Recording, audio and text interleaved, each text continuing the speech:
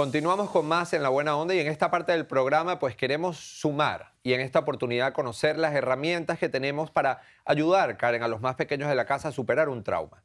En este caso, luego de haber vivido pues un tiroteo masivo, como lo hemos visto en las noticias, y cómo enfrentar un eventual regreso a clases para los niños, ¿no? Para ello nos acompaña la psicóloga Edith Shiró. Bienvenida, doctora. Hola, hola, un placer estar con ustedes acá nuevamente. Mira, Edith, para nosotros también es un placer, sobre todo porque tu especialidad, vamos a decirlo de esa manera, es precisamente estos temas de traumas, estos temas de estas tragedias. Yo, por un lado, agradezco que estés con nosotros y por el otro debe ser una responsabilidad muy grande para ti tener que llevar estos mensajes, tener que llevar este apoyo a tantas familias y sobre todo a los niños. No debe ser nada fácil.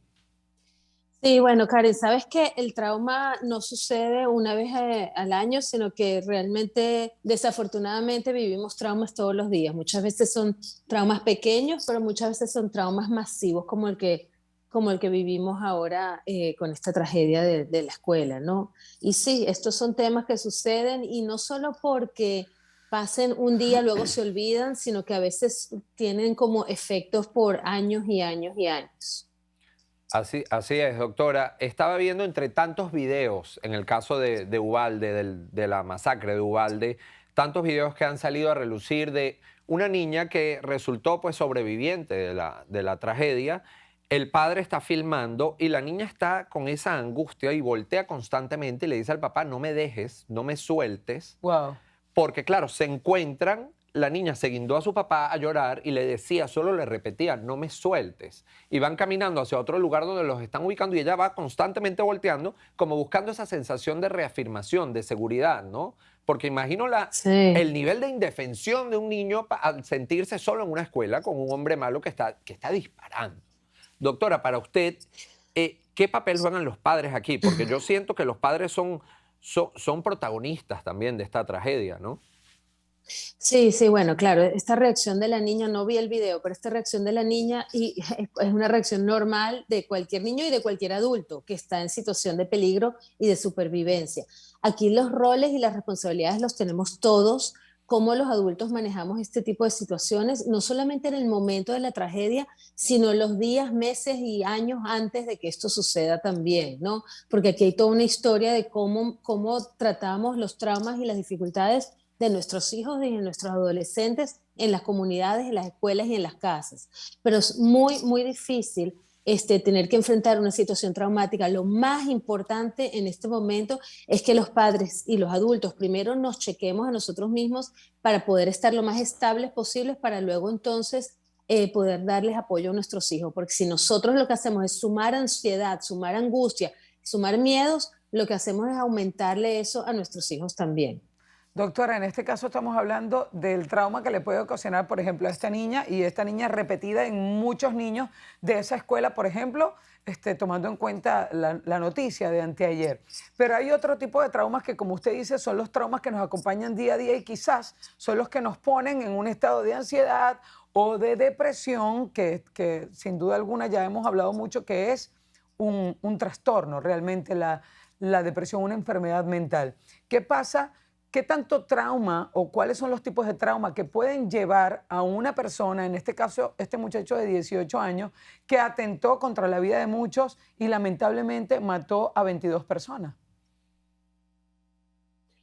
Ok, mira, esa pregunta la quiero responder con mucho cuidado, porque yo no quiero, no sé si hay buena conexión, esta pregunta, como está diciendo, la quiero responder con cuidado, Adelante. porque no necesariamente porque alguien tenga depresión o ansiedad, quiere decir que va a ser un tiroteo masivo.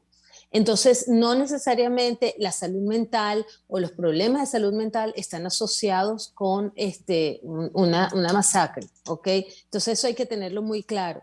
Pero sí, sí podemos identificar personas, niños que han crecido probablemente con traumas de la infancia severos, niños que han estado aislados, niños que no han tenido el apoyo necesario de los adultos alrededor, niños que han tenido una desconexión grandísima, un aislamiento grandísimo donde no han podido desarrollar empatía, compasión, sentimientos por otros, que no se han podido conectar y comunicar con otros seres humanos que están todo el tiempo conectados con las redes, con las pantallas, con una realidad más virtual que una realidad más real. Y eso hay que tomarlo muy en cuenta a la hora de criar a nuestros hijos. Cómo nosotros podemos mantener una conexión humana, una conexión de todos los días, cómo podemos estar chequeando cómo es la conversación, cómo podemos estar con nuestros hijos todos los días.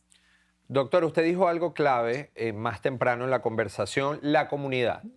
Porque, por supuesto, aquí está una escuela primaria, pero también está una comunidad pequeña, una comunidad unida, en el caso de Uvalde, que hoy está en un luto inimaginable e indescriptible, pero que al mismo tiempo, y lamentablemente, Karen, suena familiar en este país, porque ha sucedido muchas veces, ¿no? Lamentablemente.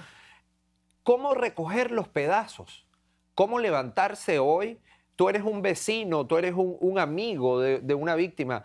¿Cómo continuar? Eso era algo que yo me preguntaba esta mañana mientras me tomaba un café. ¿Cómo continuar ante una situación como esta? Mira, los traumas colectivos requieren sanación colectiva. La sanación y la intervención a nivel colectivo tiene que ser en conjunto, tiene que ser dentro de la comunidad.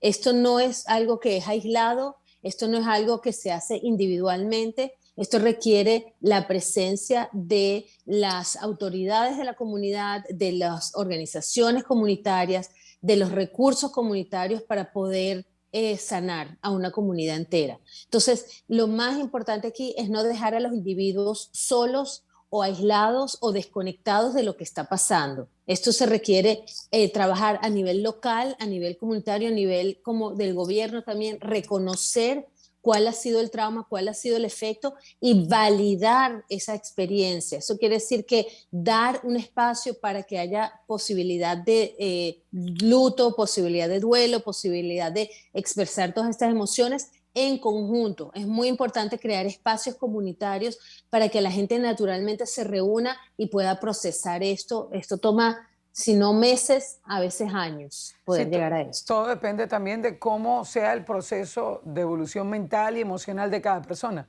porque el colectivo no se maneja de la misma manera, porque yo no pienso igual que Mauricio, ni tengo la misma, de repente la misma rapidez para absorber algún tipo de información o de esa sanación que usted está hablando. Ahora, tenemos la comunidad de Uvalde, que en este caso fue donde ocurrió el evento.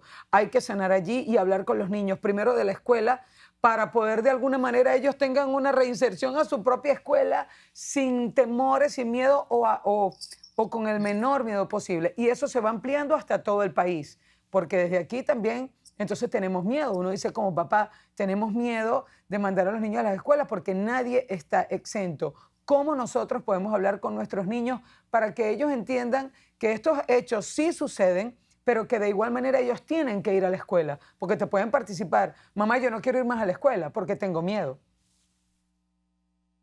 Claro, entonces mira, Karen, lo primero de lo que estás diciendo es excelente estos ejemplos, porque lo primero que hay que hacer es dar la posibilidad a nuestros hijos de que nos cuenten qué es lo que ellos creen que pasó, cuál es la información que ellos tienen. Antes de ir tan rápidamente a darles consejos, a decirles qué hacer, es importante crear un espacio para tener esa conversación, de preguntarles, bueno, ¿qué has oído? ¿Qué entiendes tú que está pasando? ¿Cuáles son tus miedos? ¿Cómo te estás sintiendo? ¿Qué crees? Muchas veces, dependiendo de la edad, hay niños que crean más un cuento, una fantasía, otros están constantemente, los adolescentes tal vez más expuestos a información. Entonces, dar esa posibilidad de que ellos te digan primero para no tener que ofrecer demasiada información en la que ellos no están necesitando. La segunda cosa es dar información real, verdadera, no escondida, no mentirles, pero apropiada para cada edad. Y lo tercero es hacer como un plan junto con ellos, decir, ok, ¿qué puedo hacer contigo para que tú te sientas tranquilo, que te sientas seguro? Vamos a crear rutinas, rituales, situaciones, planes dentro de la casa, dentro del colegio, para que te sientas seguro, te sientas tranquilo. Esto no son cosas que suceden todos los días, pero sí es importante reconocerlas. Y una cosa que siempre agrego aquí es hagamos que nuestros hijos sean activistas, que participen en la mejoría y en la sanación de este tipo de situaciones. Claro.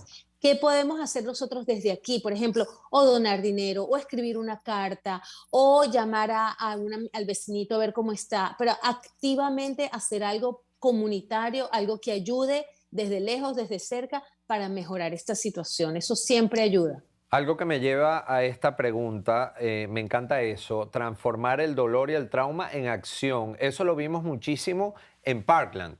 Mm.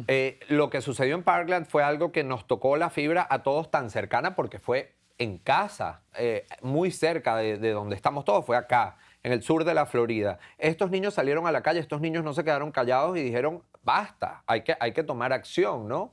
Que me parece maravilloso. Eso, tomar acción, ¿cómo beneficia a un trauma? Y aparte de eso, todos aquí en el sur de la Florida, cuando vimos esto, en el acto tuvimos ese estrés postraumático de lo que vivimos en Parkland porque todos conocimos a alguien, todos tuvimos a alguien Sí, se cercano. revolvieron los recuerdos, todo. Exactamente. Entonces, ese también, ese estrés postraumático, ¿cómo se maneja? ¿Es algo posible? ¿Es algo que usted ve posible? Sí, 100%. Y me encanta, Mauricio, lo que dices de la transformación, porque eso es uno de mis puntos que más me encanta hablar y de los que hago mucha investigación, cómo transformar el trauma en crecimiento. Fíjate, el trauma se guarda en el cuerpo. El trauma generalmente se registra inconscientemente en nuestro cuerpo y el cuerpo mantiene memorias que tal vez nosotros mismos conscientemente no las tenemos. Por eso es que ser activos, estar activos, hacer algo, moverse, mover el cuerpo, mover las intenciones, tener propósito, ayuda a sanar el trauma.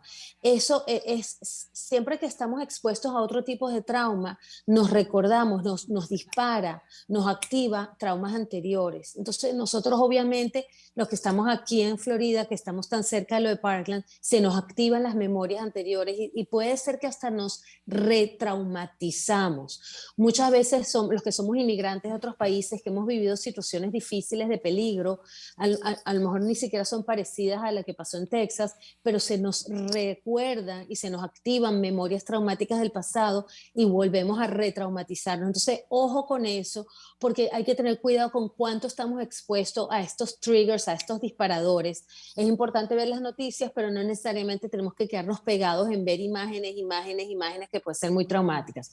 Y lo que sí es importante es dejar que estas imágenes o estos traumas o estos recordatorios no se queden estancados dentro de nosotros mismos, sino poder movilizarlos. Entonces, a través de movimiento, a través de baile, a través de danza, a través de terapia, a través de ir y hacer algo al respecto, a través de una actividad de ayuda, de una actividad comunitaria, una actividad con el vecino, una actividad de hacer algo por los demás, ayuda a que podamos sanar y hasta transformar ese trauma, como estábamos diciendo antes. Doctora, tomando en cuenta que la escuela, ayer lo conversábamos, es la segunda casa de nuestros niños, es la segunda casa de la gente cuando empieza a estudiar y de hecho pasan muchísimos años ahí, pasan como 12, 13 años en una escuela durante su vida. ¿Qué deben hacer las escuelas? ¿Qué piensa usted que pueden hacer las escuelas? Porque el fiscal, uno de los fiscales de Texas propuso que los maestros fuesen armados. Pero evidentemente yo no comulgo con que las armas con armas, sino que debe haber otro tipo de mecanismo. Usted como psicólogo, ¿qué pudiese recomendar que se hiciese en las escuelas precisamente para, no solamente para la sanación, sino para la preparación de los niños ante estas situaciones? Sí, mira, aquí hay un tema que tiene que ver con cargar armas, que bueno, no me voy a meter ahí porque es bastante político y bueno, eso Claro. será conversación para otro momento. Pero sí, fíjate una cosa, cuando en nuestras escuelas y en nuestras casas y en otras actividades fuera de la escuela, vemos niños que están siendo aislados, que los vemos que están siendo buleados, niños que están como apartados, que son rechazados, niños que en las redes sociales están constantemente poniendo imágenes violentas, niños que están expuestos constantemente a videojuegos, por ejemplo, de matanza todos los días. Este chico de 18 años, que acaba de cumplir 18 años, llevaba años hablando de muerte, llevaba años teniendo conflictos con su mamá, llevaba años teniendo experiencias de buleo, o sea, de ser buleado de alguna manera. Entonces, no necesariamente los perfiles siempre son iguales, pero yo sí creo que darle énfasis e importancia al desarrollo emocional, al desarrollo social de nuestros hijos, tiene que ser como de frente, de primero, una prioridad. No solamente es aprender matemática, lenguaje y historia, que eso es importante y maravilloso, pero si no atendemos a las materias psicológicas y emocionales en el desarrollo de nuestros hijos, ¿qué estamos haciendo? Entonces ahí quedan nuestros niños abandonados con todas estas dudas, con todas estas incertidumbres, con traumas de infancia, con falta de herramientas para manejar sus propias emociones y terminan entonces guiándose por películas, juegos de video, redes sociales y una serie de ejemplos que no queremos que sigan. Entonces, esa es una de las maneras de tal vez prevenir este tipo de cosas. Doctora, algo que a mí en lo personal me preocupa muchísimo y que siento que en cierto modo pudiese estar sucediendo en este país, normalizar tragedias como estas. Hace 10 días vimos una tragedia en un supermercado, hoy lo vemos en un colegio. Y así vamos, así vamos. El 2022 ha sido un año muy duro, muy difícil con la violencia armada en 212 Estados Unidos. en 5 meses. 212 tiroteos. ¿Hay ese peligro de normalizar cosas tan horrendas como esta? A nivel psicológico, por supuesto. Sí, sí, o sea, el ser humano tiene la tendencia para poder manejar situaciones difíciles, tiene la tendencia muchas veces de desconectarse, de anestesiarse, de disociarse cuando las emociones son muy fuertes. Eso es un mecanismo de defensa que usamos todos en algún momento de supervivencia. Ahora, cuando estos mecanismos de defensa de disociación, de desconexión, de anestesiamiento, de parálisis, se vuelven algo natural del día a día, entonces estamos enfrentándonos con una sociedad que está constantemente traumatizada y constantemente desconectada. No sé si se entendió esa parte Sí, claro. de esta, ¿sabes? Entonces se vuelve una desconexión constante.